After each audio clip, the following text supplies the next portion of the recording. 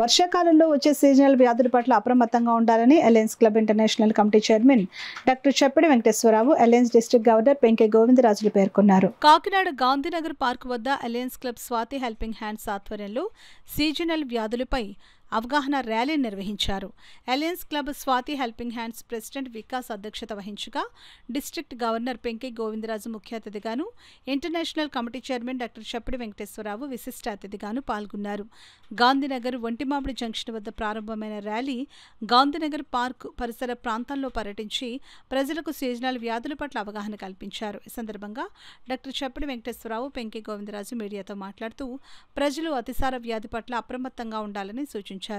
ఈ కార్యక్రమంలో క్లబ్ శ్రీదేవి, రజనీ గౌరి, వనము ఉపేంద్ర, కాకరపల్లి వెంకట శ్రీనివాస్, కిరణ్ కుమార్, ఎన్ శ్రీనివాస్, భద్రం తదితరులు పాల్గొన్నారు. ఏసీల్లో ఉంటాయి.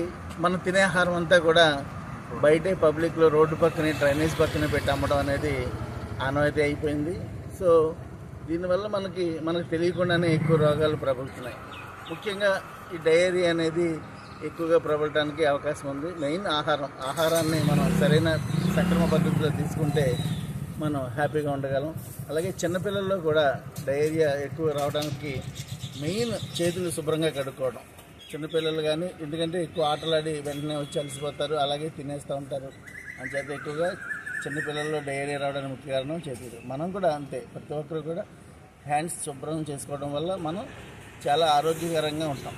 ఎందుకంటే ఎక్కువ సూక్ష్మజీవులు అన్నీ కూడా మన చేతుల ద్వారానే వెళ్తుంటుంది. ఎందుకంటే మనకు సెల్ ఫోన్ ఉంది, ఎక్కడ పడితే అక్కడ పెడతాము, అది మళ్ళీ పట్టుకుంటాము, కార్ డ్రైవ్ చేస్తాము, డస్ట్ అంతా ఉంటుంది. అలా ప్రతిదీ కూడా అంచేత మనం ప్రతిసారి కూడా చేతులు శుభ్రం చేసుకోవాల్సిన అవసరం అంతేనా ఉంది. మనం డయేరియా కార్యక్రమాన్ని ఈరోజు స్వాతి హెల్పింగ్ హ్యాండ్స్ ప్రెసిడెంట్ అయిన